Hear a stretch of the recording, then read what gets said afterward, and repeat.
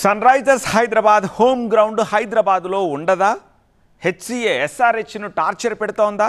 అందుకే హైదరాబాద్ నుంచి మరో వేదికను కోరుతోందా అంటే అవుననే సమాధానం వినిపిస్తోంది క్రికెట్ సర్కిల్స్లో. దీనిపై తెలంగాణ సీఎం కూడా విజిలెన్స్ దర్యాప్తుకు ఆదేశించారంటే ఇష్యూ చాలా సీరియస్గా ఉందని అర్థమవుతోంది. ఇంతకు హెచ్సిఏ ఎస్ఆర్హెచ్ను ఎందుకు వేధిస్తోంది? వివాదం లేనిదే హెచ్సిఏకు పూట గడవదా?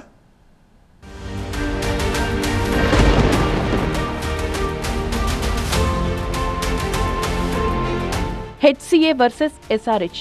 ఇది క్రికెట్ అభిమానులకు కాస్త కష్టంగా ఉండొచ్చు, కానీ రియాలిటీలో మాత్రం ఇదే జరుగుతోంది. Hyderabad cricket association, Sunrisers Hyderabad మధ్య ఫ్రీ పాస్ విషయంలో పెద్ద ఎత్తున వివాదాలు చోటు చేసుకుంటున్నాయి. అసలు వివాదం ఏంటో చూస్తే, హెచ్సిఏ అధికారులు ఉచిత టికెట్ల కోసం బెదిరింపులు, ఒత్తిడి చేస్తున్నారని, గత 2 ఏళ్లుగా ఈ సమస్యలు కొనసాగుతున్నాయని ఎస్ఆర్హెచ్ ఆరోపిస్తోంది. మార్చి 27ను కూడా హెచ్సిఏ ఎస్ఆర్హెచ్ మధ్య గొడవ జరిగినట్లు తెలుస్తోంది. లక్నో సూపర్ జైంట్స్ తో జరిగిన మ్యాచ్ లో కూడా హెచ్సిఏ ఫ్రీ పాసుల విషయంలో గొడవ చేసిందని, మ్యాచ్ కు ముందు ఒక కార్పొరేట్ బాక్స్ కు హెచ్సిఏ తాళం వేసిందని, అదనపు టికెట్లు ఇవ్వకపోతే తెరవమని బెదిరించిందని ఎస్ఆర్హెచ్ ఆరోపిస్తోంది.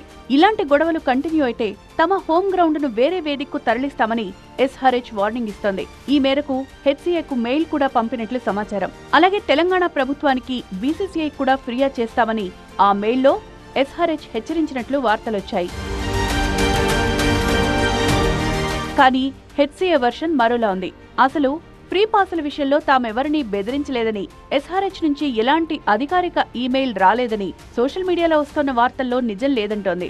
అసలు ఈమెయిల్ నిజంగా లీక్ అయిందా, లేక ఎస్ఆర్హెచ్ దీన్ని బహిర్గతం చేసి హెచ్సిఏపై ఒత్తిడి తెచ్చే ప్రయత్నం చేసిందా అన్న ప్రశ్నలు తలెత్తుతున్నాయి. అయితే ఇవన్నీ ఫేక్ మెయిల్స్ అన్నది హెచ్సిఏ వాదన. మామూలుగా హెచ్సిఏతో ఒప్పందం ప్రకారం స్టేడియం సామర్థ్యంలో 10%, అంటే సుమారు 3,900 టికెట్లు ఉచితంగా ఇస్తున్నారు. ఇందులో F12A కార్పొరేట్ బాక్స్ లో 50 సీట్లున్నాయి. కానీ ఈ సీజన్ లో హెచ్సిఏ ఆ బాక్స్ సామర్థ్యం 30 సీట్లే అని, అదనంగా 20 సీట్లు మరో బాక్స్ లో ఇవ్వాలని కోరింది. ఎస్ఆర్హెచ్ ఈ అదనపు డిమాండ్ ను నిరాకరించడంతో హెచ్సిఏ మార్చి 27న లక్నో సూపర్ జైంట్స్ తో మ్యాచ్ రోజున F3 బాక్స్ కు తాళం వేసిందని, అదనపు టికెట్లు ఇవ్వకపోతే తెరవమని బెదిరించిందని ఎస్ఆర్హెచ్ ఆరోపిస్తోంది. గత 2 ఏళ్లుగా ఇలాంటి సమస్యలు కొనసాగుతున్నాయని, ఇక సహించలేమని ఎస్ఆర్హెచ్ హెచ్సిఏ ట్రెజరీకి మెయిల్ చేసిందన్న వార్తలొచ్చాయి.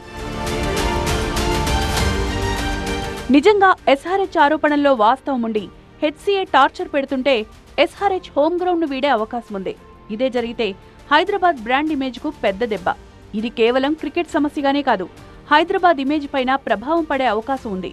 ఐపీఎల్ జట్టును కోల్పోవడం అంటే అటు ప్రభుత్వానికి, హెచ్సిఏ సామర్థ్యానికి పెద్ద తలవంపే. ఐటీ హబ్ గా పేరున్న హైదరాబాద్ కు ఇది బిగ్ బ్లండర్. ఎస్ఆర్హెచ్ ఈ విషయాన్ని బీసీసీఐ, తెలంగాణ ప్రభుత్వం దృష్టికి తీసుకువెళ్తామని చెప్పింది. బీసీసీఐ జోక్యం చేసుకుంటే హెచ్సిఏపై కఠిన చర్యలు తీసుకోవచ్చు, లేకపోతే ఎస్ఆర్హెచ్ కి తాత్కాలికంగా విశాఖపట్నం వంటి వేరే వేదికను కేటాయించొచ్చు.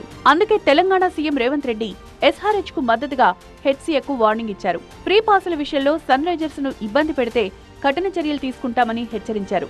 హెచ్సిఏపై వస్తున్న ఆరోపణలపై విచారణ జరపాలని విజిలెన్స్ అధికారులను ఆదేశించారు.